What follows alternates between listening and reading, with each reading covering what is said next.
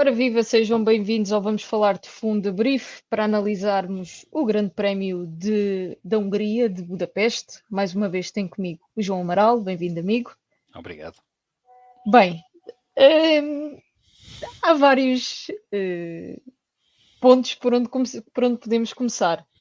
Vou começar por recordar para quem já se esqueceu ou achou que o vencedor era outro, que quem venceu a corrida foi Oscar Piastri, segundo lugar de Lando Norris e terceiro de Lewis Hamilton. Eu sugiro começarmos mesmo por aí, pelo que se passou na McLaren e na corrida dos McLaren. Já muito se escreveu e discutiu sobre o assunto. Eu li muito pouco daquilo que foi dito depois da corrida, dediquei mais a analisar a troca de comunicações entre Lando Norris e o seu engenheiro, que é de uma delícia. João, e pergunto-te, em primeiro lugar, se para fazer aquilo que a McLaren fez, ou seja, para trocar de posições daquela forma, se mais valia ou não estar quietos. Olá Inês, olá a todos que nos estão a ouvir. Este é um debrief especial por várias razões, porque é à terça-feira e às 8, é um dia de muitos, vamos falar de fumo, mas eu por acaso até ia sugerir-te o contrário. Hoje passava eu para a figura do perguntador, porque tu estiveste lá, tu viste ao vivo tudo aquilo. É verdade. Não sei se ouviste as comunicações rádio in loco, porque quando se está no Ouvi, circuito é diferente.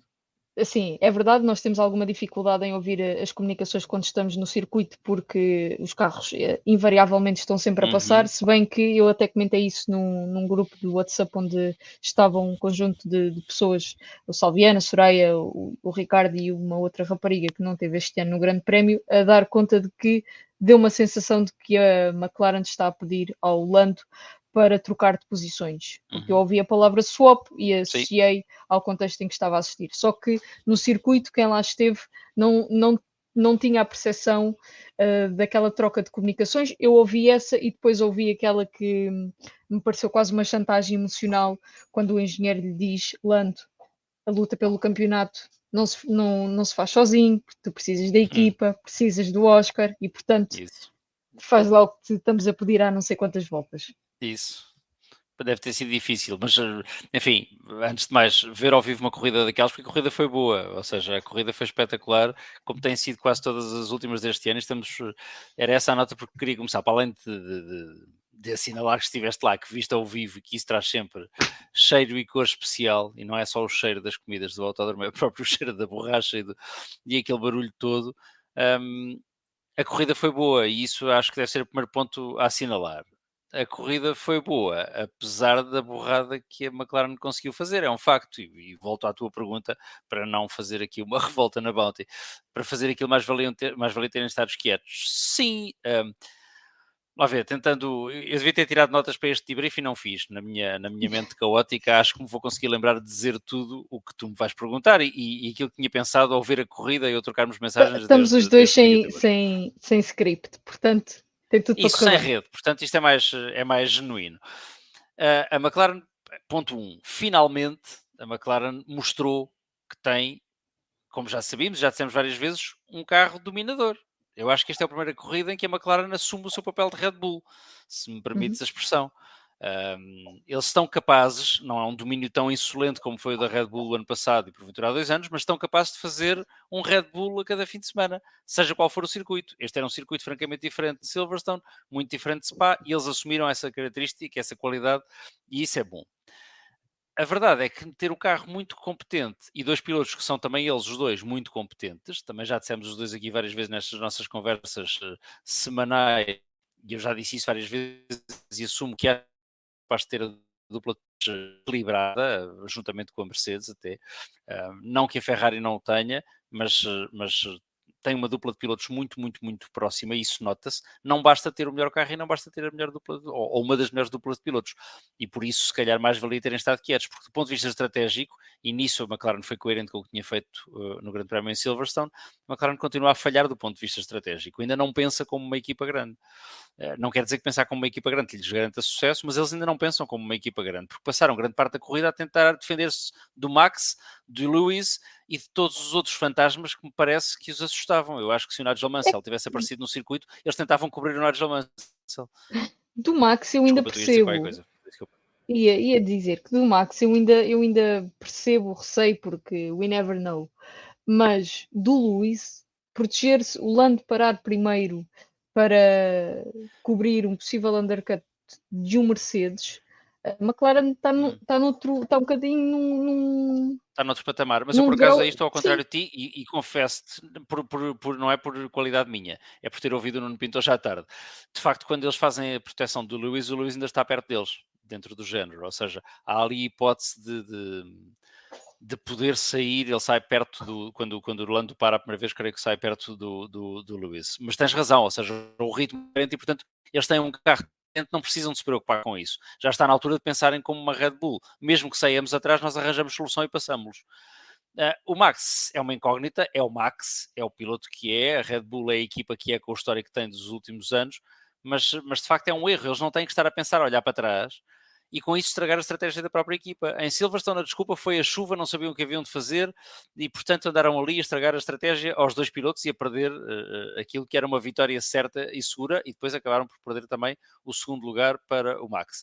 Aqui não perderam nada disso, acertaram, fizeram a dobradinha, pontos máximos, espetáculo, sim senhor, grande jogo de equipa, erro clamoroso na forma como fazem as coisas.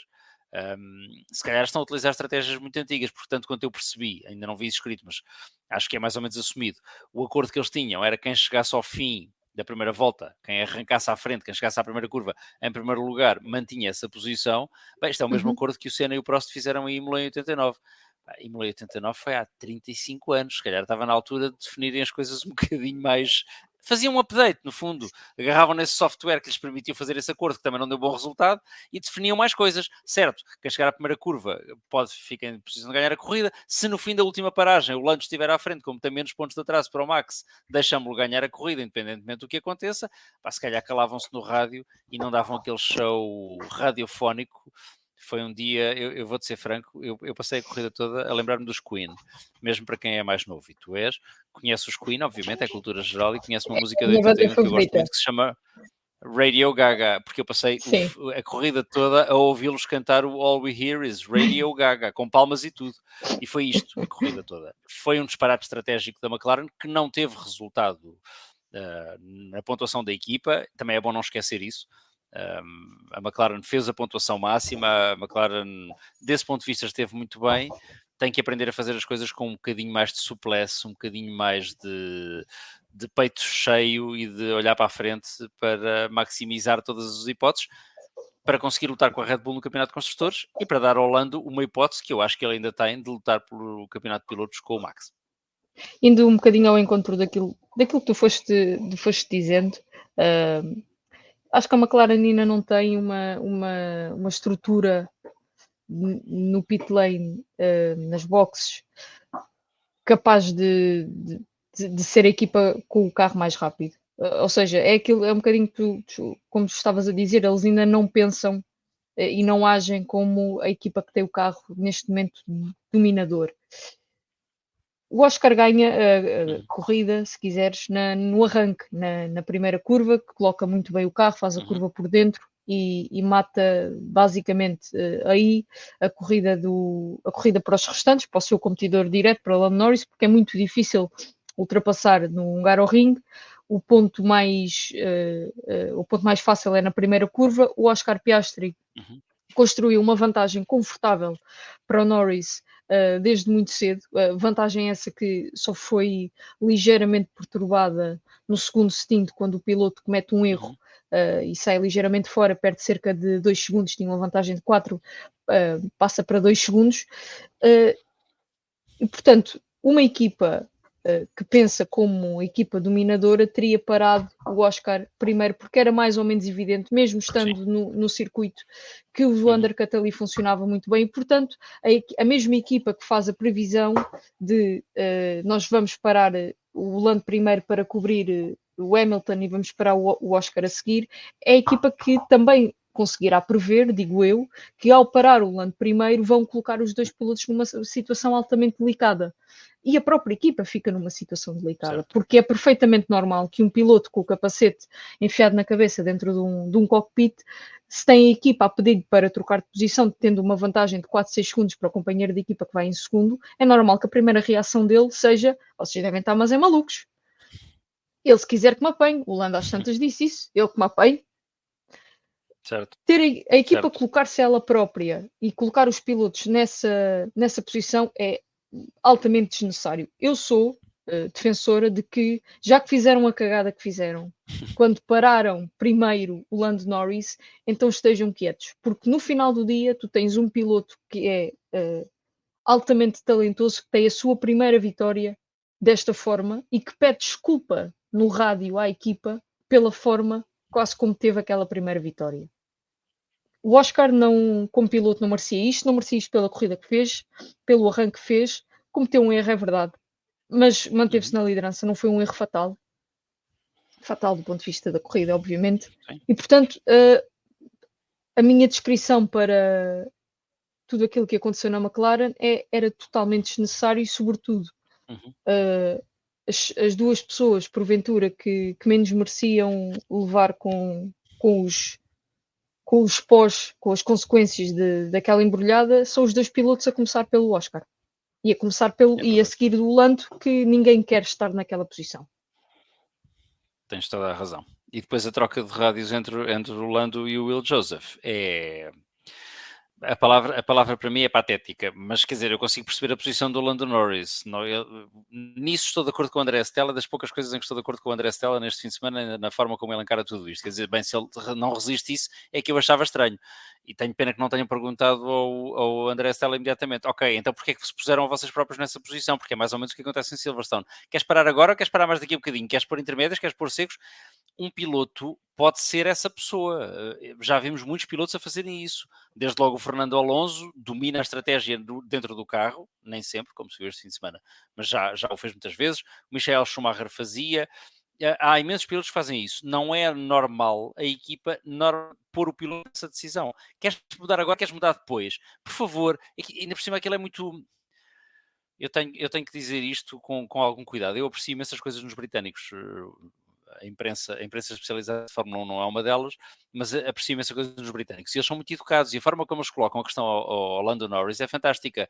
Nós gostávamos de trocar posições logo que te for possível, at your convenience. A expressão é linda e é educada. Eu gosto de a utilizar com pessoas, não com um tipo que está a conduzir 250 km/h com 35 graus ao sol e que está com a possibilidade de ganhar a sua segunda corrida de Fórmula 1 na vida. Portanto, não é assim, não é com essa simpatia toda, e quem me conhece sabe que eu aprecio subtileza e educação, mas há momentos para isso e há momentos para dar um murro na mesa e dizer: Lando, vais abrandar, vais fazer uma volta em 1,45 e na próxima volta o Oscar passa em primeiro. Ok? Acabou.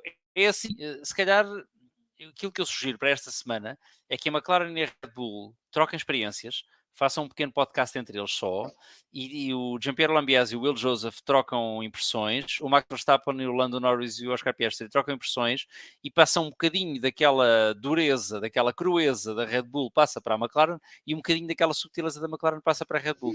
E vais ver que no próximo fim de semana tudo corre bem no rádio das duas equipas. E tens a sintonia perfeita entre no rádio. Eu queria só acrescentar um ponto que é, eu falei disto com o Salviano e penso contigo também. A troca de comunicações entre o engenheiro de Lando Norris e Lando Norris na corrida, na última corrida na Hungaroring, em Silverstone, é das coisas mais esquizofrénicas que eu já vi a nível de indefinição. Estar um tipo, e convido todos aqueles que tiverem algum interesse em perceber a dimensão que aquilo, de indecisão que aquilo ganha, a ouvir o team radio do Lando Norris e do engenheiro para escolher o tipo de pneus a utilizar. Uma equipa de Fórmula 1, tendo o carro dominador ou não pode sujeitar o piloto àquilo que a tamanha não é indefinição, mas a estarem completamente perdidos naquilo. Parece que não sabem o que é que estão a fazer. eu quando ouvi o Team Radio e fazendo só este parênteses de Silverstone, estava a ouvir um engenheiro que parecia que não sabia o que é que estava a fazer. E isso não se transpôs para este grande prémio porque a situação era completamente diferente, mas revela também um lado estratégico de que não está ao nível, que não acompanha o desenvolvimento do carro. E para que o desenvolvimento do carro dê no resultado que a equipa quer, que são vitórias, quer dos pilotos e por conseguinte campeonatos, tudo tem que funcionar em harmonia e neste momento não é essa a sensação que a McLaren passa. Passa a sensação de uma equipa que tem um ótimo carro, o mais competitivo da grelha, mas que ainda tem muitas lacunas na estrutura, nomeadamente na parte estratégica, que depois prejudicam ou condicionam ou embaraçam o resultado final da corrida. De verdade, tudo Pois isso. bem. Parte maravilhosa, sem querer tomar a palavra, parte maravilhosa é que a Red Bull não está muito melhor por razões diferentes. A Mercedes também está indefinida e a Ferrari é a Ferrari, portanto temos um campeonato espetacular. Eu já não me acontecia há tanto tempo estar tão ansioso por cada corrida, confesso-te. Eu confesso que 2021 foi o meu último ano Não, assim, por certo, de outras acordo, razões. acabou de uma forma apoteótica, mas tinhas dois pilotos em luta, agora tens um Sim, bocadinho, ou seja, agora não tens, na realidade tens o Verstappen sozinho, mas à partida para cada grande prémio não sabes exatamente quem é que vai fazer mais borrada, não vai estar melhor, quem vai fazer mais borrada para enterrar aquilo e para não ganhar, é isso que é giro. sim. Antes de continuar, só ler alguns comentários que nos foram chegando, desde logo do Carlos Lopes, que nos deseja boa noite. O João Salviano vem aqui ter o bodelho para dizer que precisam do vamos falar de fumo para o campeonato e não façam estratégia sozinhos, faz favor. Rio Wozard, paguei para ouvir o Amaral e Inês e acabo a ouvir o Tarzan Taborda e António Macedo? Pergunta. Não, a pergunta que lhe fazemos agora é qual de nós é que é o Tarzan Taborda e qual de nós é que é o António Macedo, Exato. mas... O Bernardo Figueiredo diz que, por muito bom que seja o carro, são estas gestões de corridas que me fazem pensar que a McLaren não chega aos títulos este ano. Vamos ver, ainda há muito campeonato. E a coisa na Red Bull também não está propriamente simpática. Não está. O Ozar diz que basicamente que a McLaren vende autocolantes, não t-shirts com conquistas de campeonatos. O João Salviano diz que me viu este fim de semana num Ring e que soubesse tinha pedido um autógrafo. O Diogo Serra acrescenta que a equipa nunca devia ter dito no início que quem sair na frente do arranque lidera a corrida. Meter os dois pilotos em luta no arranque estupidamente, a partir daí foi uma bola de neve de más decisões. Eu acho que não é a equipa que mete os pilotos em luta no arranque. Acho que isso faz parte da natureza deles e essa luta começa desde logo pelo Lando Norris, que dá ali um encostezinho ao Piastri no arranque, que faz parte, são pilotos, é um bocado, é o instinto deles agirem assim, vestindo ou não as mesmas cores.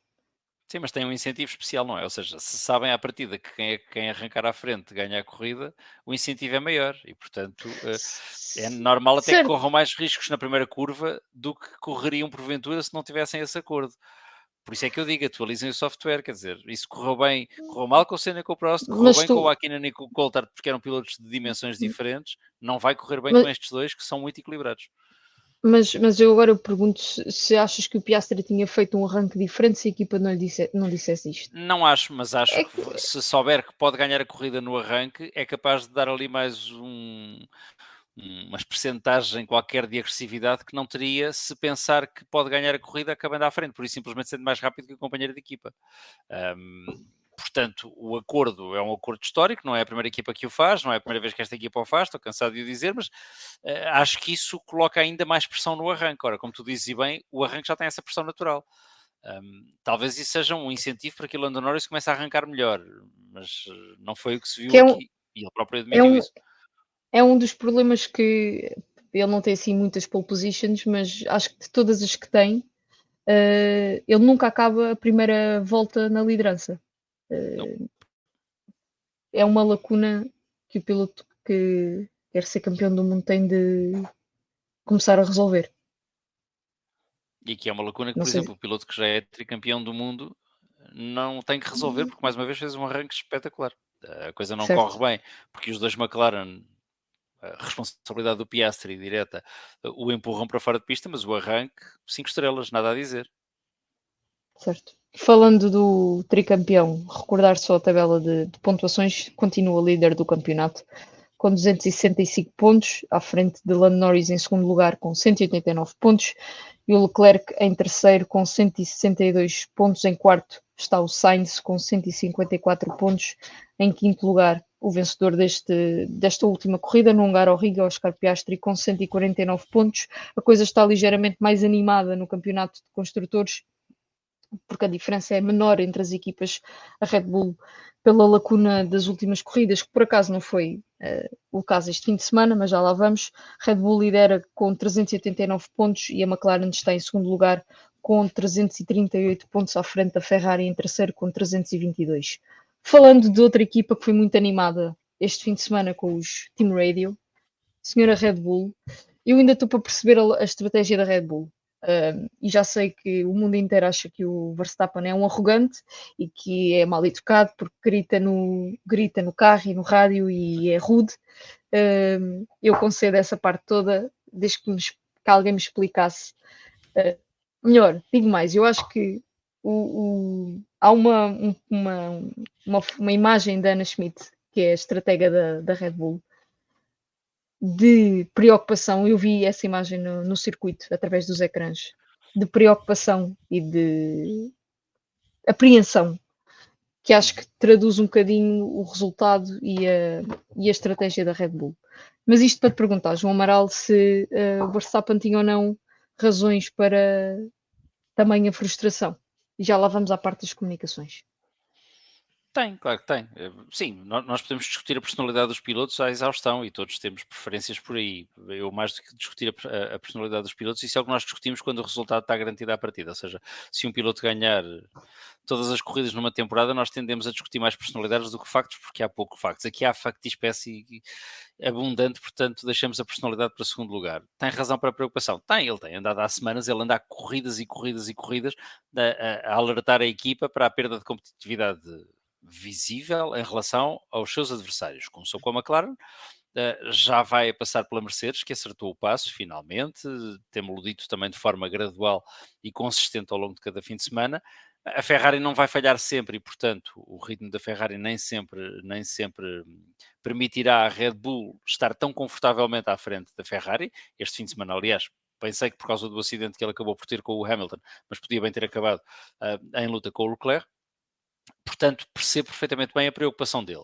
Como ele disse, esta postura dele nesta corrida é o contraste completo, é o negativo daquilo que aconteceu mais uma vez na corrida em Inglaterra. Porque ele sai do carro em Inglaterra e quando é entrevistado diz, ok, nós não temos o carro mais rápido, por isso temos que maximizar cada decisão que tomamos, cada momento em pista, e foi o que aconteceu em Silverstone, e isso valeu-lhe um segundo lugar, quando não tinha de longe o segundo carro mais rápido. Aqui também não tinha o segundo carro mais rápido, mas as decisões erradas obrigaram-no a estar a lutar na corda pelo terceiro lugar, que era o melhor que ele podia alcançar, a correr riscos muito maiores, e ele próprio tinha anunciado que o ia fazer, por razões óbvias, porque já sabia que tinha de o fazer antes da corrida acabar, e depois tem aquele magnetismo especial com o Hamilton, porque cada vez que os dois se aproximam, a coisa é obviamente diferente, e não é apenas percepção nossa que vemos pela televisão ou no circuito. Quando os dois estão em pista, quando os dois estão em luta, há muita história, há muito sentimento, e os pilotos também são pessoas, e são profissionais, e são absolutamente magos do volante, mas não deixam de saber que quem está no outro carro é um tipo altamente duro e difícil e, portanto, a luta vai ser maior. Deixa-me só interromper esse ponto com o Hamilton para dizer que eu sei que não é a luta pela vitória, mas para mim, o melhor deste fim de semana foi ter podido assistir ao vivo e a cores Lewis Hamilton e Max Verstappen a lutarem por posição.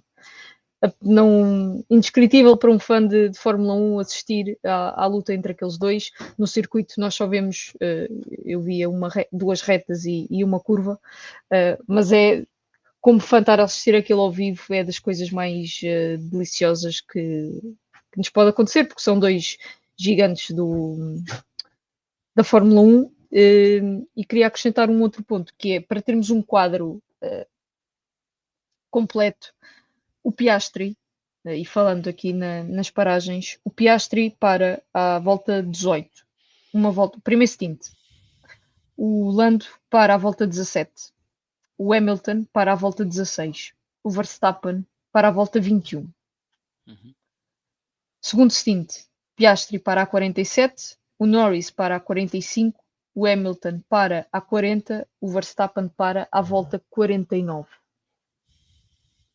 Não consigo entender a Red Bull não tendo o carro. Ou melhor, eu acho que a Red Bull pode estar um bocadinho a sofrer do inverso da McLaren. Psicologia invertida, que é... Ainda estão a pensar como tendo o carro ainda melhor estão a conserva os pensar pneus. ainda estão a pensar como uma equipa que tem o melhor carro e que, independentemente da estratégia que apliquem, vão conseguir sempre dar a volta por cima. E acho que a única coisa que explica a estratégia deste fim de semana da Red Bull é precisamente isso. Nós sabemos que o efeito undercut, mas eventualmente vamos conseguir o segundo lugar. A vitória não digo, mas o segundo lugar pelo menos vamos lá chegar. Problema, não chegaram, não têm o carro mais competitivo, não é só um dos McLaren que é altamente competitivo, são os dois, coisa que a Red Bull também parece já se ter esquecido o que é, ter dois pilotos na equipa competitivos, e para além disso tinham ali pelo meio um piloto que é também um osso duro de roer quando tem um carro capaz, e neste momento está com um carro capaz, que é Lewis Hamilton. Facilmente foi perceptível que o Max estava mais rápido que o Hamilton, o próprio Hamilton o diz, isso era visível na corrida, tanto na televisão como no circuito. Agora, uma coisa é ter o carro mais competitivo ou menos competitivo, outra coisa é efetivamente ultrapassar, e num circuito como um Hungaroring, que não é propriamente fácil ultrapassar, a coisa não correu bem. Isto leva-me à segunda pergunta.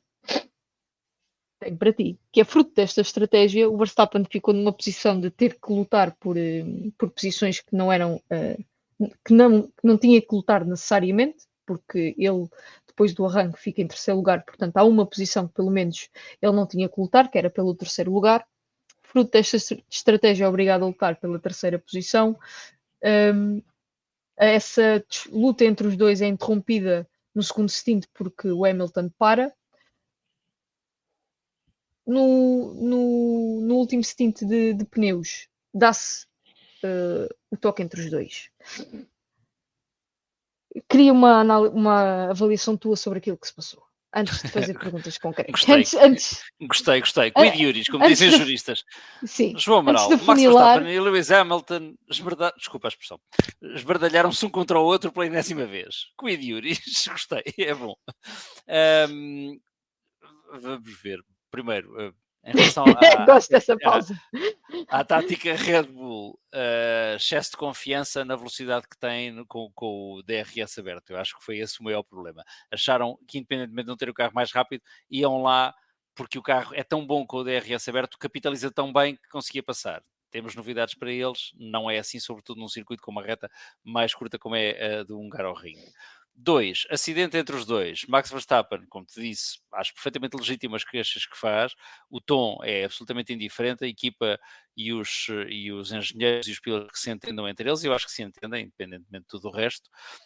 Tem razão no que está a dizer. E está desesperado por passar o Hamilton. Precipitou-se? Sim, acho que se precipitou. A manobra, atenção, a manobra podia ter sido brilhante, porque ele aproveita o momento em que vão os dois atrás de um Williams, não sei se é o Sargent, se é o Albon, para ganhar maior velocidade ainda, e para surpreender o Hamilton, que está a fazer a dobragem, e o Hamilton atrasa voluntariamente a dobragem para o fim da reta, precisamente para não ser surpreendido, e naquele momento ele acha que surpreende o Hamilton, atirando o carro lá para dentro, e a coisa ia funcionando, não funcionou por muito pouco. Nós estamos a falar do acidente, mas aquilo são questões de milímetros. Sim, o Hamilton vira o volante para a direita, o que é mexer o carro em travagem. Portanto, se estamos a discutir isto de acordo com o que dissemos na Áustria, mexe ligeiramente o carro em travagem. Sim, o Verstappen já vai desgovernado nessa altura e o carro já vai a deslizar, é verdade tudo isso. O Hans-Harald Frentzen faz um tweet brilhante em que põe o vídeo do Villeneuve e do Schumacher a baterem em Jerez 97 e diz: aconteceu a mesma coisa, mas em 97 crucificaram o Schumacher e aqui estamos a crucificar o Verstappen. Diz mais ou menos isto. Eu estou a parafrasear de forma livre. Não estou com isto a acusar o Lewis Hamilton nem o Max Verstappen. Acho que é um incidente de corrida perfeitamente normal. enfim, aliás, os pilotos encararam a coisa mais ou menos assim, tirando o calor do momento e a reação. Agora, esses são os riscos acrescidos que ele tem que correr para conseguir a melhor posição do carro em pista, sobretudo quando a equipa se engana na estratégia, como tu disseste bem, e enganou. Também temos que ser honestos e pensar que a Red Bull acertou ao longo destes anos todos, não apenas dos últimos dois, certo? muitas vezes na estratégia que deu ao Max Verstappen e que ele conseguiu concretizar. A Ana Schmitz é uma ótima estratega, ninguém está aqui a crucificar a Certo? equipa, a estratega, etc e tal. Este fim de semana correu mal e eu acho que eles encaram isso assim. Ou seja, este fim de semana correu mal, bola para a frente e em Spa vai correr melhor. Agora, correu tudo mal, sim, que fizeram overcuts num circuito em que o undercut é muito mais poderoso, fizeram, que o deixaram sempre em trânsito, sim. A entrevista do Verstappen na Media Pen no fim é extraordinária, porque é uma coisa já sem exageros, sem gritos, sem qualquer tipo de, de, de, de adjetivos, e é o Verstappen, piloto, que analisa muito bem a corrida, a dizer tudo o que se passou. Hoje a estratégia correu mal, puseram-me sempre em trânsito, puseram-me sempre em ar sujo, deram-me sempre a pior estratégia possível numa pista em que sabemos que isso não funciona, e isso enervou-me. É isto, ok, certo, não caiu o céu por cima da Red Bull e do Max Verstappen. É verdade que as coisas não estão a correr tão bem como nos últimos anos. É aquilo que pode ser mais preocupante na Red Bull, é tema de quarta-feira e não de terça, são as coisas mais estruturais que se estão a passar na equipa. Este fim de semana Uhum. correu menos bem. São 11 corridas daqui para a frente e eu acho que a Red Bull, apesar de tudo, ainda tem competitividade suficiente para levar este campeonato, por isso é que eu estou francamente entusiasmado até ao fim. E a McLaren também se acertar em tudo. É normal que ele esteja enervado e que esteja a ver a vantagem pontual a diminuir. Ele está-me a lembrar muito, sabes que eu trago sempre partes históricas de velhotes, como eu sou. Ele faz-me lembrar muito o Ayrton Senna no último campeonato do mundo que ganhou, precisamente na Hungria. Ele já vinha há 6 meses a dizer o carro não é o melhor, o carro não é o melhor, e ninguém acreditava nele. De repente os Williams começaram a ganhar tudo, depois de terem feito muita borrada e terem perdido muitas corridas que deviam ter ganho. Não sei se isto traz algum paralelismo ao que a McLaren tem feito este ano. E toda a Uhum. gente começou a acreditar no Senna quando ele dizia que o carro não era o melhor. Apesar de tudo, aquele McLaren no MP46 estava mais perto do Williams do que está neste momento o Red Bull, porque há uma grande flutuação de competitividade dos carros de pista para pista, e nem é só de pista para pista. Eu não sei se tu sentiste isso no circuito. É de momento de corrida para momento de corrida, porque há momentos de corrida em que um carro é muito mais competitivo e há momentos em que um carro é muito menos competitivo. E isso Houve- deve deixá-los numa franja de nervos, ou com os nervos em franja. Há uma coisa que eu notei na corrida, e até não sei se comentei isto com o Salviano lá, que foi a última curva, e era a curva que eu via com maior detalhe, e é uma curva importante porque te prepara para toda uma longa reta que depois te determina ou não uma possível ultrapassagem. Há várias formas, explicou-me o Salviano, de fazer aquela curva. Depende, e aquela curva notou-se muito dificuldade dos pilotos em acertarem com a zona exata onde fazer a curva, porque varia de carro para carro, de equipa para Uhum, equipa e de piloto para piloto. O Verstappen, ao contrário, por exemplo, do Lando, vamos pôr estes dois pilotos em comparação, o Lando faz a curva muito mais por fora, uhum, muito mais para que se perceba mais afastado da linha branca, que delimita o interior da curva. O Max passou o fim de semana todo, incluindo a qualificação, a fazer a curva muito mais por dentro, muito mais colado à linha branca. Não sei se por ser diferente a corrida, se por causa do carro. Uma das coisas que eu notei na corrida do Verstappen no domingo foi ele fez aquela curva sempre muito mais por fora, como fazia o Lando Norris, sendo uhum, que passou um fim de semana inteiro, incluindo nos seus long runs de treinos, a fazer a curva perto do apex, na linha. Obrigada, Wozer, uhum. estava-me a faltar a palavra, perto da linha branca. E uma das queixas do Max, efetivamente, durante a corrida é este carro não vira. Não trava, não Uhum, vira, não faz nada. Sabemos que aquilo é tudo sempre extrapolado, porque ele está uhum. dentro de um cockpit a viver muitas emoções, mas há algum fundo de razão aquilo há de ter. Não sei se esse fundo de razão, não, por exemplo, não tem direta consequência na forma como ele faz a última curva, que Uhum. depois uh, é determinante para a forma como faz a reta e como consegue ou não ter hipótese de ultrapassar. Essa foi uma diferença que eu reparei. Não tanto no que diz respeito à flutuação de ritmo, mas à forma como o Max fazia aquela curva. Enquanto, por exemplo, o Lando Norris fez a curva sempre da mesma forma. Uhum. Portanto, ele E andava à é isto. procura de melhores formas ou de formas de fazer uma trajetória mais rápida e de ultrapassar aquilo que serão as limitações do Red Bull. Mesmo deste Certo. Red Bull já com atualizações e com melhorias que teoricamente seriam as maiores do ano e as melhores do ano. Daí na essa corrida de preocupação domingo, também. o Max teve que adaptar a forma como fazia a última curva, porque não me vão dizer que ele passa 2 dias a fazer, ou 3 sessões, treinos livres e uma qualificação a fazer a curva de uma determinada forma e chega à corrida e faz de outra. A menos que haja um propósito qualquer, como por exemplo o Alonso no Grande Prémio que tem fez a curva por fora à chuva. Zandvoort. Fez a curva por fora porque descobriu que nos treinos tinha ali mais aderência se o piso estivesse molhado. Mas não acontecendo isso. Quando fazes uma vez em circunstâncias especiais, é porque descobriste alguma coisa. Quando fazes todas as vezes de forma diferente, é de facto porque andas à procura de qualquer coisa que o carro ainda não te deu. E quando, como tu dizes bem, isso acontece no domingo, pior um pouco, já leva 2 dias de treinos, não é? Portanto, há ali de facto limitações que ele está a tentar ultrapassar no braço e isso depois ouve-se de forma vocal no rádio e dá mais um rádio gaga. Ok, mas eu por acaso essas até achei divertidas, não nada de especial, porque isso também não condicionou a corrida, ou seja, ao contrário da McLaren, os rádios da McLaren são uma consequência da estratégia, bem, aqui também, em bom rigor, mas aqui, no caso da McLaren, o resultado da equipa é o mesmo, é só uma questão de ordem, aqui é mesmo o resultado final que está em causa, e portanto é perfeitamente normal que, sendo ele uma pessoa diferente do Norris e do Piastri, já é uma pessoa mais expansiva e mais direta, aquilo seja um bocadinho mais quente, porque, enfim, todos dão tudo, mas todos dão tudo de forma diferente. Não acho que aquele outburst e aquela habilidade vocal seja a razão, sequer para grande análise, para ser franco. Acho perfeitamente normal. Alguns chamam aquilo mal feitio ou whatever. Eu gosto particularmente deste lado do Max. Acho que prefiro isto do que um piloto que não diga nada e que baixa as orelhas. Responder Se ele só no aqui ao fim Max. daquilo tudo dissesse que estava abençoado, é que eu achava estranho, mas enfim, sou eu. Certo. Respondendo só aqui ao Marcos Silva, que diz, referindo-se ao acidente ao toque, incidente de corridas, chamam-lhe o que quiserem, entre o Hamilton e o Verstappen, há ali uma curva à direita, lógico que o Hamilton vira para a direita.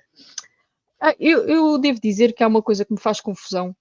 Eu tenho sempre muita dificuldade, e reconheço isso, em avaliar se é incidente de corrida, a menos que seja óbvio e evidente, em avaliar se é incidente de corrida, se não é, se alguém tem culpa, se alguém não tem culpa.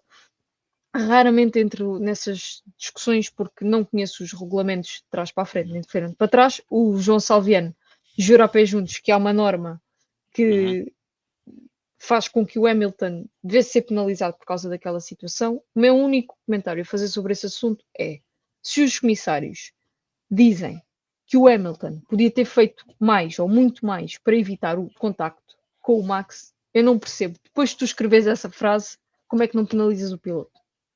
Não consigo Pois, entender. não, isso não é coerente. Aliás, acho que é o mecânico do Fernando Alonso que hoje publica uma fotografia do incidente entre o Alonso e o Zhou na Áustria e diz que por aquele toque da roda dianteira esquerda do Alonso no pontão lateral do Steak Sauber na Áustria, 10 segundos de penalização para o Alonso e uma possibilidade de corrida de penalização pelos pontos que ele acumulou. Aqui, é incidente de corrida, dizem que o piloto podia ter feito mais, mas não aconteceu nada, bola para a frente. Eu acho que se nós estivermos a discutir a coerência das decisões ou a incoerência das decisões, não fazemos um debrief e fazemos um debrief semanal, ou seja, estamos aqui daqui até domingo a discutir a incoerência das decisões. Mas eu, em relação ao Marcos Silva, só quero dizer isso. É claro que a curva era para a direita. Também é claro que se o Hamilton soubesse que ele ia já desgovernado e tivesse pensado com mais calma, como eu estou a pensar aqui terça-feira à noite a conversar contigo, podia ter travado, evitado o contacto, passava por dentro e fazia-lhe e continuava em frente e o Max nunca mais o agarrava na vida. Mas é fácil dizer isso aqui, difícil é estar lá dentro e conduzir. É verdade que os comissários disseram que ele podia ter feito mais para evitar, porque ficou provado cientificamente, numa comparação direta com as outras voltas, que ele começou a virar para a direita mais cedo do que fez nas outras voltas. É isso que está em causa. Isto, na Fórmula 1 atual, é muito complicado de se dizer, porque são dados objetivos que os comissários têm acesso, mas parece imediatamente que estamos a acusar um piloto e defender outro. Zero. Eles são pilotos e são pagos para correr, e às vezes vão bater. E eu até arriscaria dizer que é nesses momentos que nós nos divertimos mais. Portanto, Certo. longe de mim acusar um piloto. Acho que eles reagiram como homenzinhos. No midi-pen, mais uma vez, ele passa pelo Max, dá-lhe um toque no braço e Foi o Max quebrar o diz: gelo. sim, e o Max diz: falamos depois. É isso. Não deixemos nem de excesso de cuidado com os pilotos, nem de excesso de crítica aos pilotos. Para mim é um incidente de corrida. admito que o Salviano tem razão, diz que a aplicação da regra que existe, como foi feita noutros grandes prémios, levaria a uma penalização do Hamilton. Mas essa é a discussão de saber se as decisões são sempre automáticas e quase feitas por uma máquina. Não são feitas por pessoas que erram muitas vezes, mais vezes do que acertam. O Ozar diz, mas eu tenho que lembrar que o Hamilton tem espelhos no carro, ou isso já não interessa. Eu não faço essa avaliação já vi algumas teorias sobre fez de propósito, não fez de propósito. A única coisa que me faz confusão, duas coisas que eu saliento desse momento. Aquilo que já disse, dos comissários. Dois, aquele Red Bull é feito de aço. Porque depois daquele embate no chão, que ainda é com alguma violência, porque o carro levanta, ele ter conseguido acabar a corrida, não ter um furo, aquela asa continuar inteira e ter ritmo de corrida no final depois do acidente, pá, pode não andar tanto. Eu ouvi de fonte segura que o exército ucraniano encomendou 20 Red Bulls este ano para a frente do Donbass. Bom, desculpa. Do Donbass, desculpa. Seguinte. Sérgio Pérez faz uma qualificação desastrosa. Eu acho que o universo conspira nestes momentos, porque depois do Sérgio Pérez espetar, o Daniel Ricciardo faz o tempo mais rápido na Q1, coisa nunca vista este ano. Acho que alguém noutra frequência conspirou para isso. Mas devo dizer que Sérgio Pérez faz uma corrida interessante e faz aquilo que era possível. E isso, no contexto em que o Pérez está, é uma nota muito positiva, sobretudo depois da qualificação que teve. Momento de rara beleza, a Inês disse bem do Sérgio Pérez. Na realidade, temos sido. Eu sou justa. E é verdade que a expectativa de que ele partia também já era baixa, portanto é fácil surpreender assim e acaba 2 lugares atrás do Max. Verdade que é uma consequência do toque que o Max tem. Mas acaba à frente do Russell. É isso. Não, a corrida é competente, a corrida dele é competente. Eu acho que a palavra é essa. Não, sem bandeirar em arco e sem dizer que ele faz uma corrida extraordinária, ele faz uma corrida competente. Não. Foi isto que ele fez. A qualificação é desastrosa, sim. A quantidade de vezes que o Sérgio Pérez cada vez vai a um lugar ao ringue e ouve aquele álbum dos Pink Floyd, eu hoje estou muito musical, que é o The Wall, é espetacular, porque ele tem tendência Boa, gostei dessa. a ser mais um brick in the wall. Foi o ano passado, é este ano. Foi de facto um início de fim de semana horrível, porque tínhamos acabado de ouvir o Christian Horner dizer ele está bem nos treinos livres, esperamos que seja o início da recuperação. Bang! A corrida é competente, a corrida dele é competente e, portanto, fez aquilo que era esperado dele. Se conseguir qualificar melhor, é isso que a Red Bull precisa. Não sei se isto não será um caso muito pouco, muito tarde, ou seja, too little, too late, como dizem os ingleses, e, portanto, ele se calhar já não vai a tempo de salvar a própria pele. Mas é a vida. Este fim de semana, nada a dizer da corrida dele, fez o que pôde, fez os pontos que pôde. Tem que se lembrar que o fim de semana começa à sexta-feira e acaba no domingo, e não há interrupções ali pelo meio. Às vezes nas bandeiras vermelhas trazem interrupções aos treinos e isso é um problema. E já não há carros de reserva, portanto, cada vez que bater vai ficar altamente prejudicado. De resto, sim, corrida competente. Desculpa. Nota de elogio também para a estratégia do lado do Pérez, que funcionou precisamente pela razão que não funcionou no Max, que é o Sérgio estava a perder, o Pérez estava a perder muito claramente não conseguiu ultrapassar o Russell no primeiro stint, isso era visível tanto para a equipa como para o piloto, e o que a equipa fez foi o que se deve fazer no circuito do Hungaroring, que foi parar o Pérez mais cedo, parou à volta 28, o Russell só parou à volta 33, faz no undercut, o mesmo acontece no segundo stint, Pérez para a volta 47, o Russell para a volta 53 e é uma corrida eficaz, tanto competente do lado da boxe e competente do lado do piloto, e lá está, no contexto em que Sérgio Pérez está, é um dia positivo, a expectativa também não é muito alta, mas nós jogamos com aquilo que temos e não temos tido grandes resultados do lado do mexicano. Ganhou mais oxigênio para uma semana, foi bom. É isso, sobrevive pelo menos até à próxima semana. Mercedes, que fazem cagada monumental com o Russell. O Russell tem uma má qualificação. Sim, repartiram a cagada, sim. Sim. Russell tem uma má qualificação, vamos pôr as coisas assim. Mas é um fim de semana agridoce para os Mercedes, ou seja, eles partem para a corrida sabendo que não têm ritmo para ficar no pódio, conseguem um pódio, mas o segundo piloto, ou Russell, fica bem longe daquilo que deveria teoricamente ficar. Sim. O erro na qualificação do Russell, enfim, para não nos acusarem também de sermos parciais em relação ao Pérez, não é da dimensão do Pérez, não pôs em causa o carro nem nada, e é, como dissemos, repartido com a equipa, porque a equipa também não coloca combustível suficiente no carro para que ele esteja em pista no momento em que a pista claramente vai ser mais rápida. Ele Certo. falhou na primeira tentativa e, portanto, ali há a responsabilidade repartida. A estratégia de corrida foi um Russell um bocadinho apagado, não é o Russell de outras corridas que já vimos, designadamente da Áustria, em que ele esteve francamente em bom plano, a Inglaterra também, até desistir. Enfim, é verdade que tudo isso também colado ao folgo de competitividade que o Lewis Hamilton encontrou, e não estou com isto a dizer que o Lewis Hamilton não tem sido competitivo, não é isso que eu estou a dizer é que obviamente a vitória Teve que um ele novo conseguiu, boost.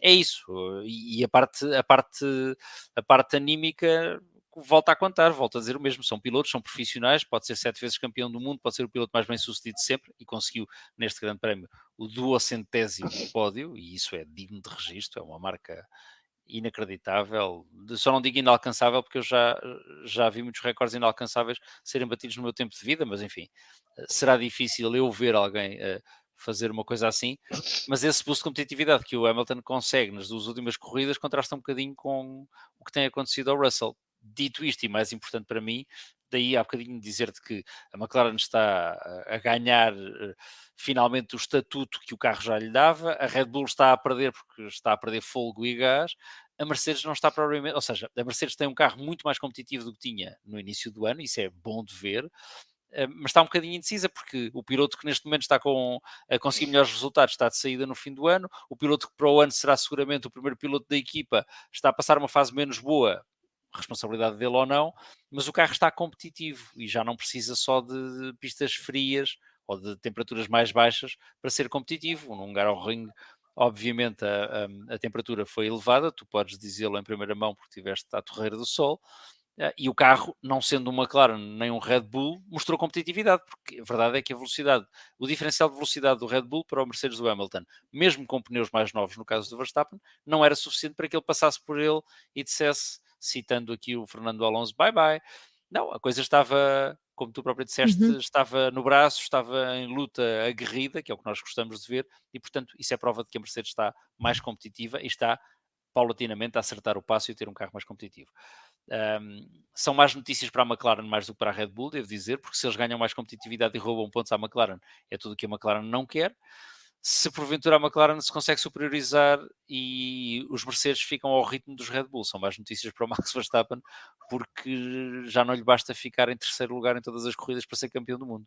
Tem ali ossos bastante duros de roer na pessoa daqueles 2 pilotos ingleses, então, e como tu bem disseste, visto ao vivo, e é uma coisa única, eu acho que aquela tensão entre os dois passa para as bancadas, passa para toda a gente, passa na televisão, e portanto, se isso é assim, se há essa onda de energia, passa por eles também, começa neles, e isso é interessante de se ver. Uma luta, vamos pôr as coisas assim, uma luta pelo terceiro lugar, quarto, quinto, sexto, já por aí fora, entre outros 2 pilotos, não é a mesma coisa que uma luta entre aqueles dois. Há mais um ou outro que poderia estar, sei lá, se fosse Lewis Hamilton, Fernando Alonso, também seria igualmente especial. Aqueles dois lutarem pelo terceiro lugar à história, não é? Ou seja, não é só aquela luta por aquele metro de pista. É que dentro deles há todo um acervo histórico. No direito comunitário chama-se um adquirido comunitário. Há ali um adquirido dentro de cada um deles que é um espetáculo de ver, porque estamos todos a voltar para 2021 e antes, e no caso do Alonso e do Hamilton estamos a voltar para 2007, 2008, por aí fora. É isso que é interessante ver, é por isso que nós pagamos para ver Fórmula 1 e isso é interessante. Agora, para o campeonato, para o futuro do campeonato, é bom. Passei aqui muito tempo contigo, dissemos os dois a dizer que queríamos a Mercedes mais competitiva e eu acho que estamos finalmente a atingir esse patamar, o que também é muito interessante depois para o mercado de pilotos e para aquilo que a Mercedes decidiu fazer para 2025 e anos posteriores, mas mais uma vez é tema de quarta-feira, não é nosso. Muita curiosidade para saber o que é que vai acontecer nesse capítulo. Quem se vai sentar no lugar de Hamilton. Uma outra equipa que anda assim em meio águas de bacalhau é a minha expressão para caracterizar a Ferrari é Charles Leclerc e Carlos Sainz. O Sainz tem uma boa qualificação por comparação ao Leclerc, mas faz um arranque assim meio desastroso, que depois se reflete em toda a corrida. O Leclerc beneficia, entre aspas, do que aconteceu com o Max, porque se não tivesse acontecido acabava em quinto, sexto. Mas é uma Ferrari que está a passar por um momento águas de bacalhau. Sim, a Ferrari tem no Hungaroring mais ou menos a corrida que o Pérez teve no Hungaroring, não é? Ou seja, enfim, sem a parte do drama, sem a parte da asneira na qualificação, mas com uma corrida competente. Por uma vez não houve dramas, por uma vez... Eu achei estranho, devo dizer-te, ver o Leclerc a corrida toda sem calçar pneus de chuva ou intermédios, porque estão tão habituados a pôr pneus de intermédios quando o piso está seco e pneus slick quando o piso está molhado, que estava à espera que eles pusessem, sei lá, as rodas de trás em intermédios e as da frente em full wets ou coisa que o valha. É uma corrida competente, um bocadinho anónima, mas com bons sinais, porque houve ali momentos em que o Leclerc é um carro tão rápido como os que estão à sua frente. E isso é interessante de ver, porque de facto o abismo em que... Eu acho que o abismo em que a Ferrari caiu pós-Mónaco não é um abismo só técnico, é um abismo para o qual eles se atiraram, de certo modo, com muitas decisões erradas ao mesmo tempo. E isso deu dimensão, porventura, a um momento menos bom da temporada. Aqui fizeram o que era suposto fazer, dizes bem, sem o toque do Verstappen e do Hamilton. Porventura não teriam conseguido, o Leclerc não teria conseguido aquela posição, mas enfim, o carro foi minimamente competente, expectável e, portanto, há esperança de que uma ou outra vez vão acertar com tudo no sítio e isso lhes permite andar um bocadinho lá mais à frente. Não parecem ter ritmo para a McLaren, nem para a Red Bull quando acerta tudo, mas podem estar ali mais perto dos Mercedes e por isso podemos ter num dia bom 4 equipas a lutar em momentos diferentes pelas primeiras 8 posições em pista, e isso é bom. Agora, é uma corrida um bocadinho anónima para a Ferrari, para quem é fã da Ferrari não gosta de ver a coisa assim. A Ferrari já esteve mais rápida do que está agora, quer este ano, quer em anos anteriores. E, portanto, o caminho ainda não acabou, ainda há espinhos por ali. Não sei o que é dizer mais sobre a Ferrari, é menos mal. É assim ok, se estivéssemos a dar notas, se fôssemos comentadores televisivos ao domingo à noite e estivéssemos a dar notas, não sei onde é que eu fui buscar esta inspiração, eu diria que a Ferrari tinha para aí um 6, um 5,5, 6, vá. Água morna. É isso, é isso. Eu estou, para a Ferrari estou ao nível das águas. Bernardo Figueiredo pergunta-nos se percebemos porque é que a Ferrari parou tão tarde no primeiro stint. Tão tarde? Sim, o Leclerc continuou, o Leclerc fez um stint longo. Pelo que eles disseram, foi por simplesmente para fazer uma coisa diferente dos outros todos, porque como andarem em ar sujo é prejudicial, e os outros já tinham feito undercut, eles por isso simplesmente decidiram ir mais longo para andar em contraciclo. Isto foi o que eu li, mas... E depois anteciparam, no caso do Leclerc, por exemplo, anteciparam no primeiro stint o Sainz para primeiro, para a 21, sim. O Leclerc para a 23 e depois o Leclerc faz um stint de duros muito curto, volta a parar à 40, o Sainz faz um stint de duros mais longo para 7 voltas depois à 47. Desculpa. Prosseguindo para uma equipa que te diz muito, ou melhor, para uma equipa onde está um piloto que te diz muito, a coisa está um bocadinho complicada na Aston. E há outro Radio Gaga deste fim de semana que eu tenho que destacar, que é o Gaga Good Luck. Não, aquilo, eu acho que desse ponto de vista dos rádios, sim, o rádio do Alonso o fim de semana todo esteve na liderança das audiências, porque para já o Alonso é sempre interessante de ouvir. Não, certo, mas o rádio começa por aí na sexta-feira, quando ele diz o que é que achas do comportamento do carro apenas para ajudar o setup do outro carro, e ele diz, é que não é só o good luck, é good luck. Todos os comentários sobre o comportamento do carro eram horríveis, a qualificação não deu depois essa nota, não sei se acertaram ali em qualquer coisa, mas o carro em qualificação, menos mal. Depois a corrida... O Alonso, sim, aí, devo dizer, aí também não percebo, prejudicado por uma bandeira vermelha.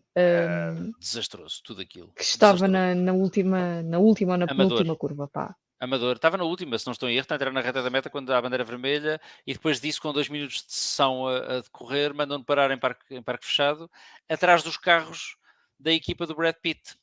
Que é uma coisa maravilhosa, ou seja, eu acho que eles estão a levar longe demais esta coisa do realismo do filme. Qualquer dia vemos um rádio entre o Lando Norris ou o Piastri a dizer, por favor, vais ter que abrandar, vamos ter que deixar ganhar o Brad Pitt, e isso eu tenho algum receio de que isso ainda venha a acontecer até ao fim do ano.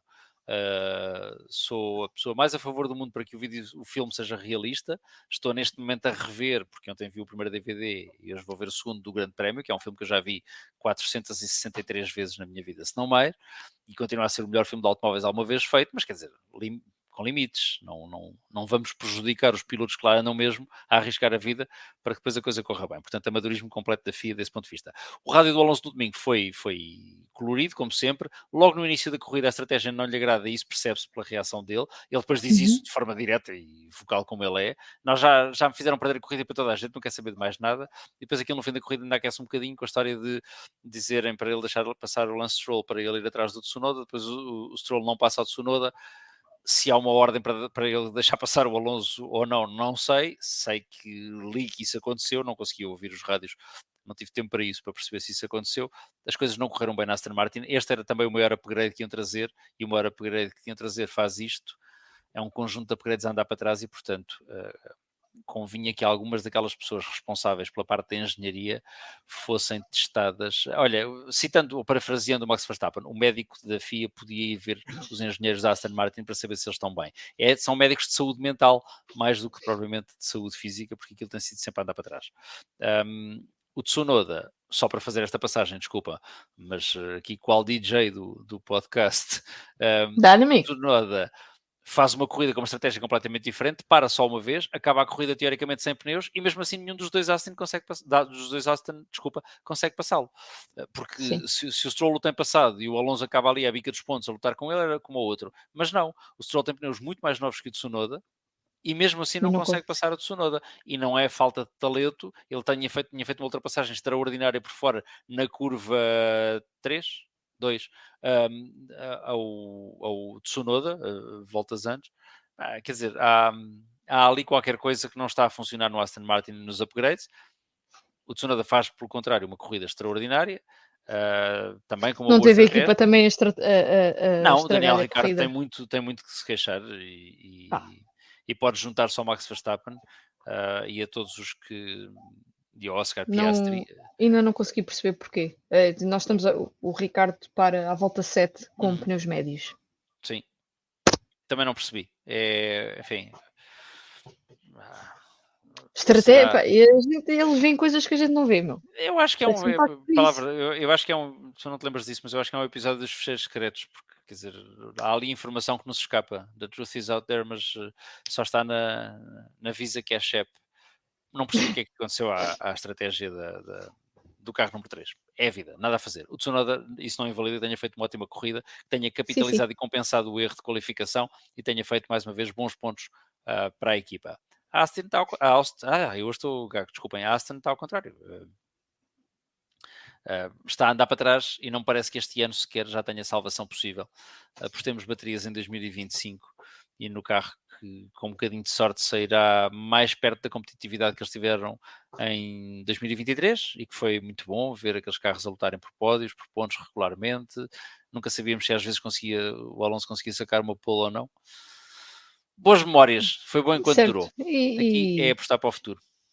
É isso, esperemos que o futuro traga coisas boas à Aston. Estamos a chegar a 1 hora de episódio. Vou-te pedir os teus destaques positivos e negativos sem ser redundante. Eu sei que isto é um desafio. É enorme.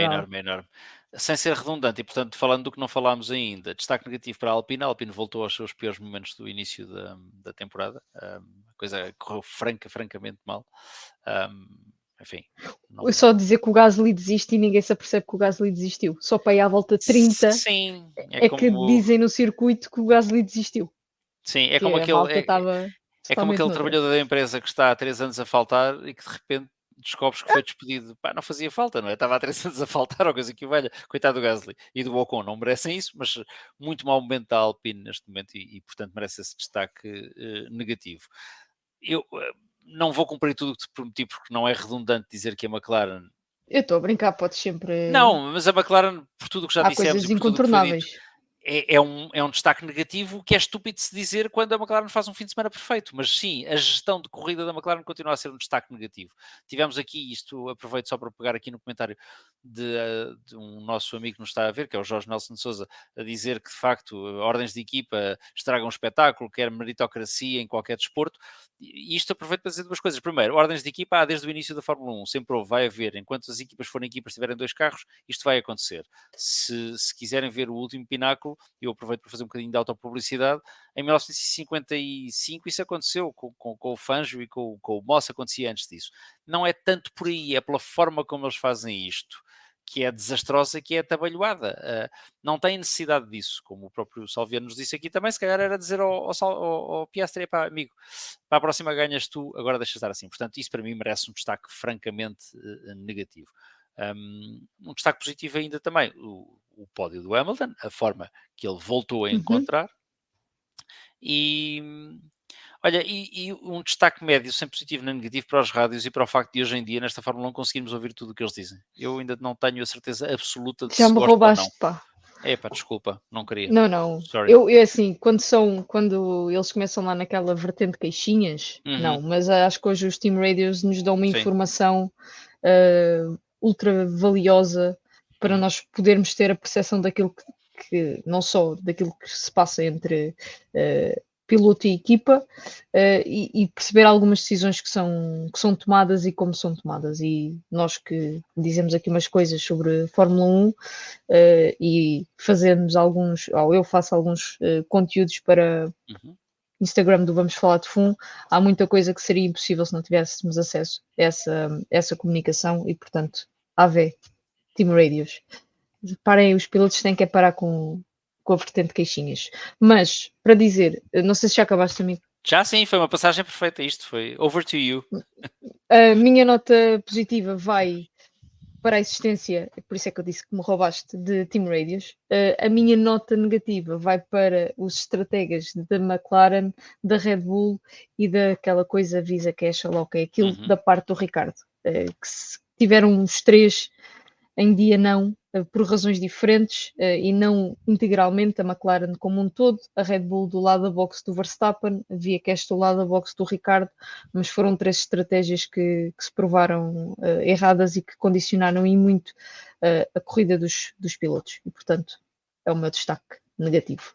Muito bem, deixa-me só, sem prolongar mais, só uma pequena nota, porque eu acredito, já falámos os dois aqui sobre isso, eu acredito na assunção editorial das coisas e, portanto, eu queria dizer que, independentemente de ter ficado estragada, muito contente com a primeira vitória do Oscar Piastri, sou um fã do miúdo, até ver, não quer dizer que não muda, muitas vezes sou fã e deixo de ser, ou não sou e passo a ser, mas do ponto de vista pessoal, subjetivo, aceito críticas, eu fiquei francamente contente com a vitória do Oscar Piastri e espero que venham mais no futuro, como espero que venham mais do Lando Norris, mas gosto particularmente do Oscar Piastri, portanto, queria deixar essa nota, desculpa. Subscrevo integralmente, tenho pena que tenha sido assim, mas tenho a certeza que não será a última. Dito isto, nós voltamos na próxima semana para analisar o Grande Prémio de Spa. Esperemos ter uma boa corrida. Até lá. Beijinhos e abraços. Obrigado, amigo. Obrigado.